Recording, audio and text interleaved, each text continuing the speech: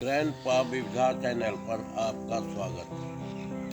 जब आपने 7 फरवरी की सुबह में अपने टेलीविज़न पर देखा होगा, अलग अलग न्यूज़ चैनलों पर या अपने मोबाइल में, तो आपने देखा होगा एक भयंकर दुर्घटना की खबर प्रमुखता से छपी थी। और वह था चमोली जिले में एक भयंकर दुर्घटना के बारे में। असल में वो अलकनंदा, जो गंगा की एक सहायक शाखा है, उसके ऊपरी हिस्से की कहानी है। वहाँ पर क्या हुआ, कैसे हुआ, इसके बारे में मैं आपके सामने कुछ जो प्रमुख पर्यावरणविद हैं और जिन्होंने हिमालय के ऊपरी क्षेत्रों में काफ़ी मेहनत की है, घूमा है, सर्वेक्षण किया है, सर्वे किया है, उनकी रिपोर्ट आपके सामने देना चाहूँगा। उसमें सबसे पहले हैं राजेंद्र सिंह, जिनको जल पुरुष, वाटरमैन ऑफ इंडिया कहा जाता है, और उनको जल संरक्षण के लिए प्रयास करने के लिए उनको एक बहुत बड़ा इनाम मिल चुका है, Ramon Magsaysay prize for the conservation of water. उसका मतलब हुआ कि रैमन मैग्सेसे का इनाम जो है उनको मिला इसलिए कि उन्होंने किस तरह जल का संरक्षण किया जाए उसके बारे में बहुत ही खोज की है और बराबर अपनी रिपोर्ट प्रकाशित किया करते हैं। रैमन मैग्सेसे अवार्ड जल संरक्षण के क्षेत्र में नोबेल प्राइज के समकक्ष माना जाता है। और दूसरी हैं सुनुचा नारायण, जो society for scientific and protection of environment के चेयरमैन हैं। और तीसरे हैं एक भट्ट, और चौथे हैं शेखर पाठक। तो इन लोगों ने बहुत पहले से 1973 ईस्वी से ही लिखना शुरू किया था और सरकार को आगाह करना शुरू किया था कि उत्तराखंड के ऊपरी हिस्सों में जो जहाँ से गंगा का गंगोत्री से थोड़ा नीचे वो बड़े बड़े विशाल हिमनद कहते हैं, बर्फ़ का बड़ा बड़ा टुकड़ा जो पानी के ऊपर तैरता रहता है। बर्फ़ पानी के अंदर डूबता नहीं है। इसीलिए कि प्रकृति का इस तरह का नियम है कि अगर समूची नदी या समूचा झील अगर कोई जम जाए तो उसके नीचे अगर पानी नहीं हो तो जल के जो जीव जंतु हैं मर जाएंगे। प्रकृति ने कितना बेहतरीन इंतज़ाम, कितना सुंदर इंतज़ाम किया है जल जीवों की रक्षा के लिए। वो इन लोगों की रिपोर्ट कहती है 1976 में, 1978 में, 88 में, 90 में, 92 में, 93 में जल पुरुष ने और जो भट्ट साहब हैं उन्होंने अपनी रिपोर्ट में कहा था कि जो छेड़छाड़ चल रही है पर्यावरण से इन हिमालय के ऊपरी क्षेत्रों में विकास के नाम पर, यह एक दिन विस्फोट पैदा करेगा। और उसका 2006 में जो केदारनाथ का जल प्रलय हुआ था जिसमें 6000 आदमी मारे गए थे, उनकी भविष्यवाणी का ही एक हिस्सा कहा जा सकता है। उन्होंने उसके बारे में पूर्वानुमान किया था इन सभी लोगों ने। और एक हैं बालकृष्ण उन्होंने बालकृष्ण पाठक ने, जो एक पत्रिका पहाड़ के संपादक हैं, उन्होंने लिखा था कि ये 2006 का जो जल प्रलय हुआ था केदारनाथ के, उसके बारे में भी वो चमोली ज़िले में रहते हैं जहां यह दुर्घटना हुई है। दुर्घटना का कारण इन लोगों ने सर्वसम्मत रूप से बताया है कि वहाँ पहाड़ों के साथ छेड़छाड़ हो रही है। वहाँ हाइडल प्रोजेक्ट जल विद्युत परियोजना, जब पानी को ऊंचे पर से जब नीचे गिराया जाता है एकाएक, तो बहुत तेज़ी से नीचे गिरता है और नीचे में टरबाइन कहते हैं, एक बड़ा सा चक्का होता है, व्हील, चक्र, उसके ऊपर उसमें ब्लेड लगा हुआ होता है, निकला हुआ, जैसे पंखा में होता है कि उसके ऊपर अगर पानी गिराइए, पंखे के धार जो थोड़ा मुड़ा हुआ होता है, पानी गिराइए तो पंखा घूमना शुरू करेगा। ठीक इसी तरह जब ऊपर से तेज़ी के साथ पानी उस ब्लेड पर टरबाइन के गिरता है तो क्या होता है कि चक्का घूमना शुरू करता है और उससे बिजली का जो जनरेटर है, बिजली पैदा करने की जो मशीन होती है, उसका चक्का घूमता है और बिजली पैदा होती है।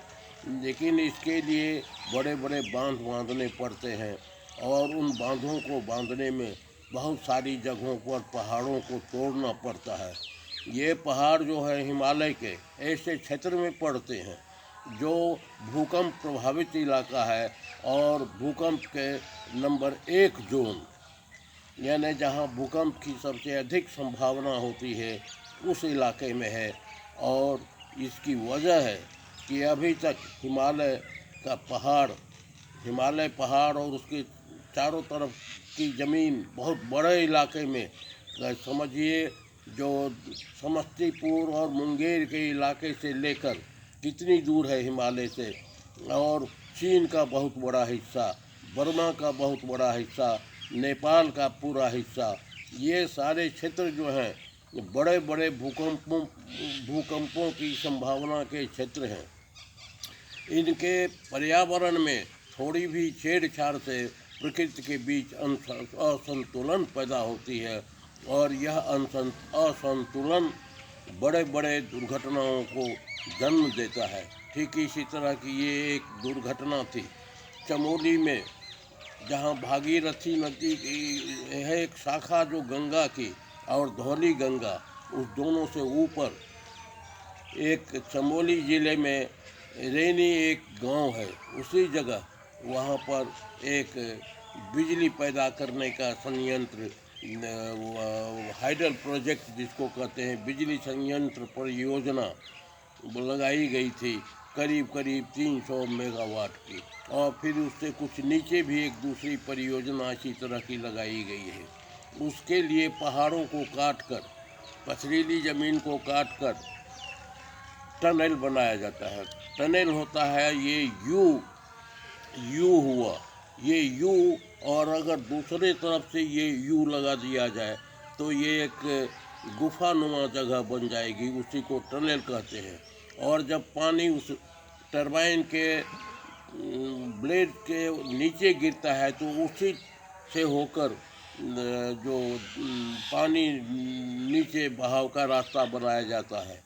तो एक टनल है ठीक उस जल विद्युत परियोजना के नीचे, जो 12 फीट ऊंची है और 25 फीट चौड़ी है, उसी में कुछ लोग काम कर रहे थे।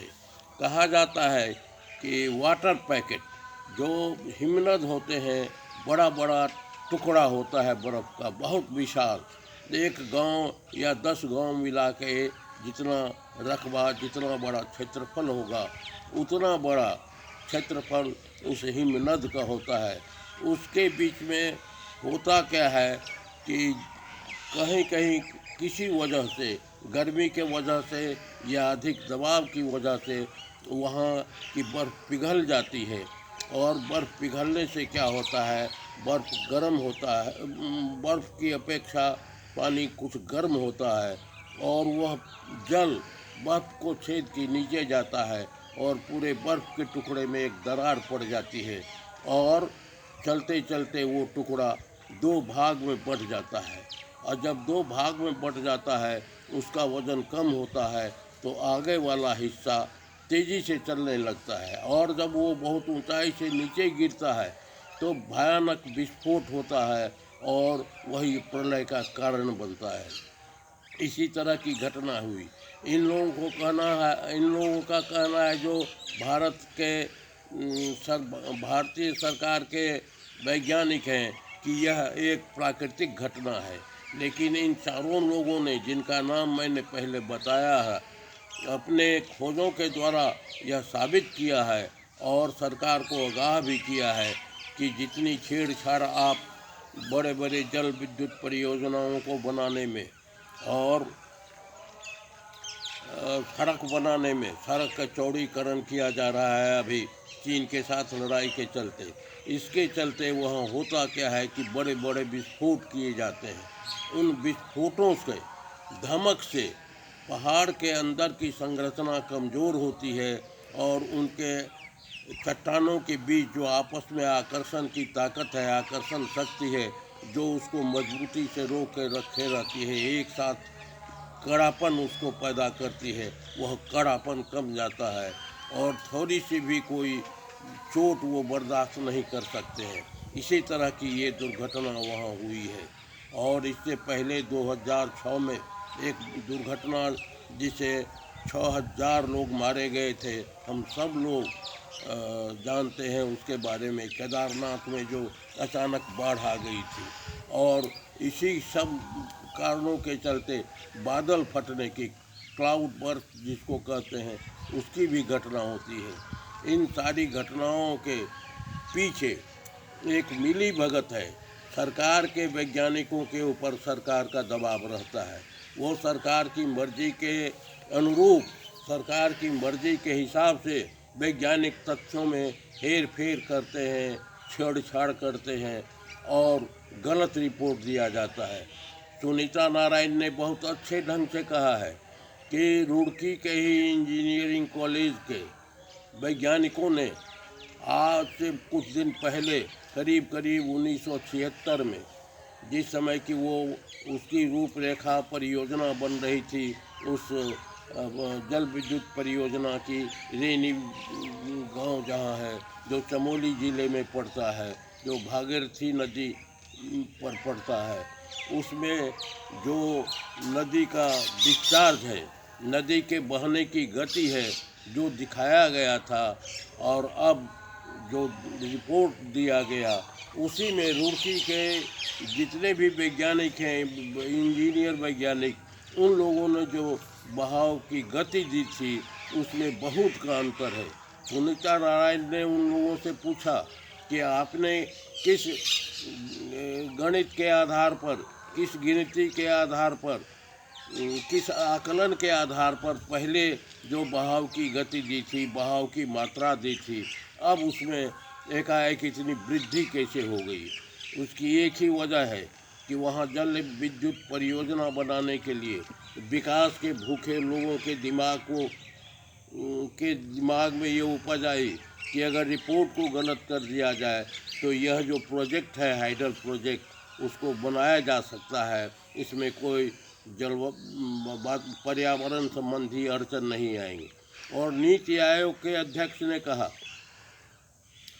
कि जो ये पर्यावरण के लोग हैं, हमारी योजनाओं में बहुत ज़्यादा अड़ंगा लगाते हैं, इसीलिए पर्यावरण के रिपोर्ट से हमारे रिपोर्ट को, हमारी परियोजनाओं में दिक्कतें नहीं पैदा होनी चाहिए। यानी पर्यावरण की कीमत पर भी एक खतरा मोल लेके भी, बहुत बड़ा खतरा, प्राकृतिक आपदा मोल लेके भी हम विकास के कामों को गलत तरीके से और वैज्ञानिक तरीके से बढ़ाएं। इस पूरी दुर्घटना के पीछे यही हुआ है। और 200 आदमी अभी लापता हैं, जिनकी खोज हो रही है।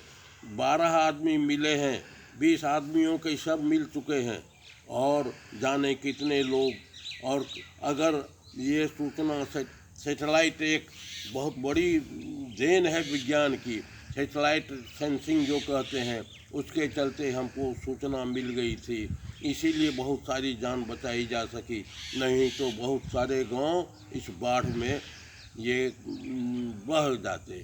जो लोग बचाए गए हैं उस टनल के भीतर में, जो 12 फीट ऊंचा 25 फीट चौड़ा है, उसमें 300 मीटर यानी 1000 फीट नीचे काम कर रहे थे कार्यकर्ता, मजदूर।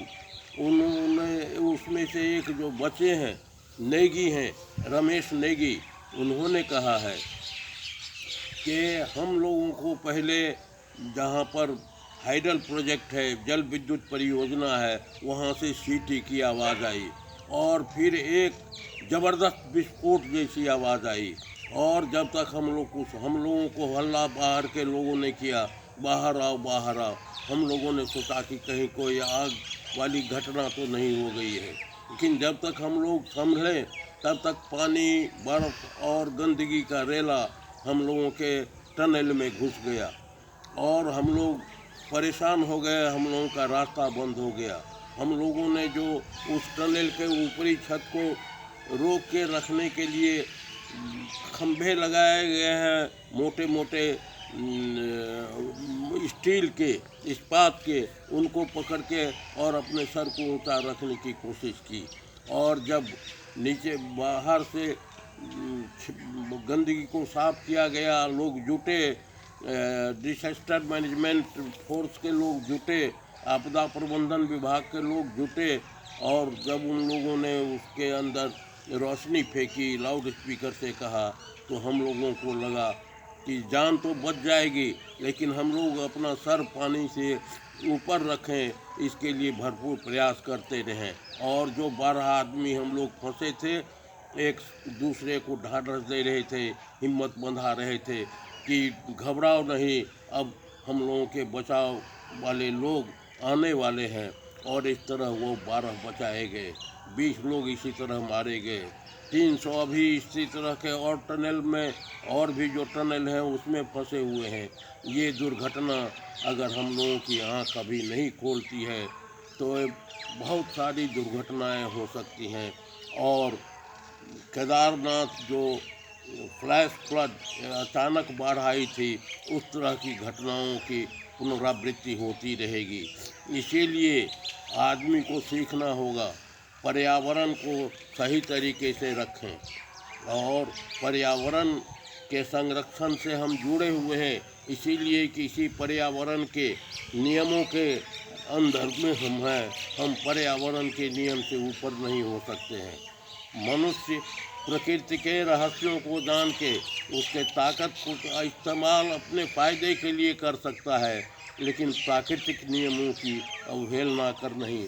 यह घटना उसी का एक उदाहरण है, एक नज़ीर है। धन्यवाद।